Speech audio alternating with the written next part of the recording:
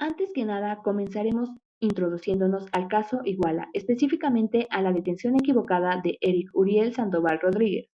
Bien, el pasado 12 de marzo del 2018, la PGR dio a conocer el arresto de Eric Uriel, alias N, presunto participante de la desaparición de los normalistas de Ayotzinapa. Sin embargo, él mismo argumentó ante la CNDH que no era la persona que buscaban y también se lo hizo saber a la PGR.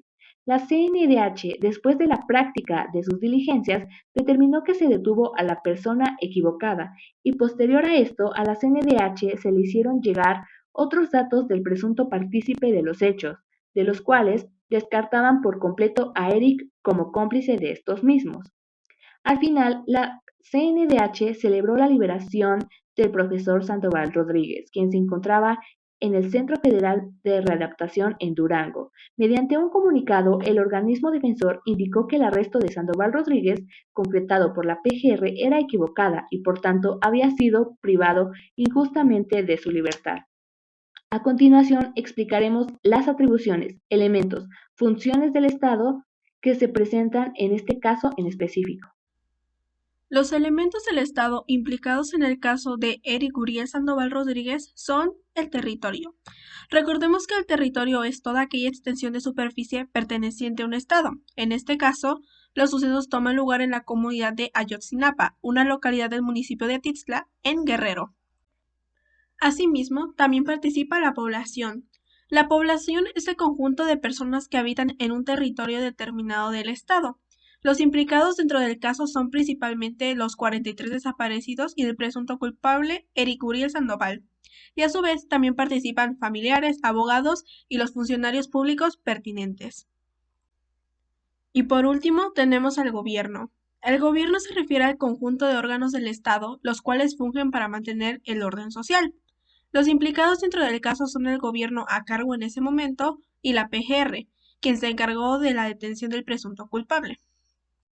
Las funciones del Estado son los medios por los cuales el Estado ejerce sus atribuciones. Son diversas formas que adopta el derecho para que el Estado cumpla sus fines. Son de carácter legislativo y tienen un fundamento lógico y jurídico. Estas funciones se dividen en tres. Legislativa. Es aquella que establece las leyes que regulan el comportamiento en sociedad para que la convivencia sea pacífica y armónica. Establece cuáles conductas están permitidas y cuáles no. Es una función que le compete a los diputados y senadores, los cuales conforman el Congreso de la Unión. Ejecutiva. Es de carácter administrativo y está a cargo del presidente de la República, quien gobierna de conformidad con lo establecido por la legislación. Se encarga de planificar y dirigir las actuaciones estatales, de aplicar las leyes que dicta el Poder Legislativo y de las relaciones internacionales. Judicial.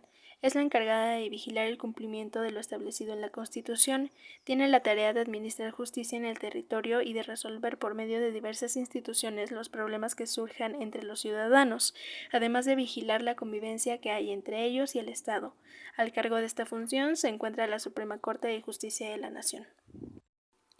En el caso que analizamos, la función legislativa se ve involucrada, pues es la que contiene las leyes a las que todo proceso jurídico se debe apegar. Específicamente, hablamos para este caso del artículo 18, que nos dice que el sistema penitenciario debe garantizar el respeto a los derechos humanos, del artículo 19, que especifica que ninguna detención que no tenga una justificación válida debe exceder las 72 horas, y del artículo 21, que nos habla de la investigación del delito.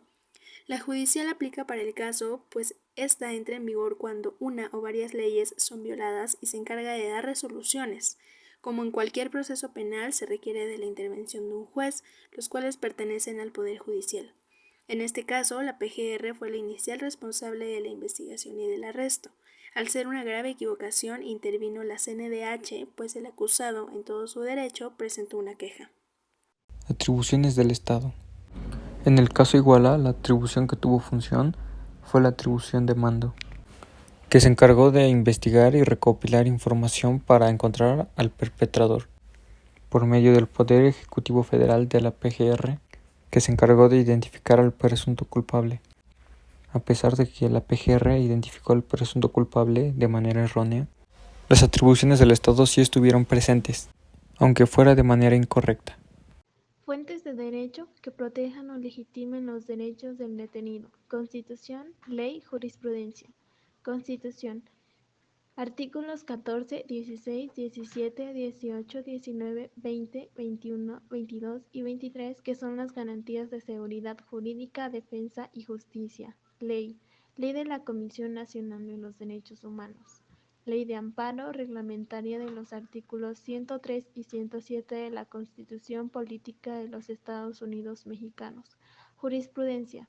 La Comisión Nacional de los Derechos Humanos presentó escritos amicus curiae ante los tribunales federales que conocen el caso de Eric Uriel Sandoval Rodríguez con el fin de que se haga justicia en la situación legal de esa persona se resuelva conforme a derecho. Conclusión. El principio de legalidad en el caso de Eric Sandoval es importante, debido a que la actuación del Estado no fue conforme al principio de legalidad en su totalidad, puesto que, por parte de las autoridades, en este caso la PGR, no realizó las investigaciones necesarias para determinar quién era el autor de dicho crimen y ponerlo a disposición. Otro punto importante es que el MP no se preocupó en verificar si se estaban violentando sus derechos, ya que Eric Sandoval, en el pasado, había declarado que él no era la persona responsable por la comisión del delito que le estaban imputando. Preguntas. ¿Se cumplen los fines de bienestar general y de respeto a los derechos humanos? No, ya que Eric Sandoval fue aprehendido como el responsable del delito sin antes tener todas las pruebas fehacientes por parte de la PGR. Número 2. ¿Se aplica correctamente el principio de legalidad? ¿Por qué? No en su totalidad, ya que el Estado no hizo su labor de investigación adecuada para determinar si se trataba de la persona en cuestión.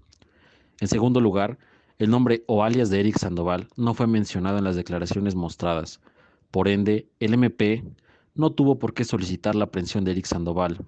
Y en tercer y último lugar, solo se le respetó el darle la información a la CNDH, quien metió queja por parte de Eric Sandoval para que verificara su caso, además de que no se respetó su derecho a la verdad y el acceso a la justicia.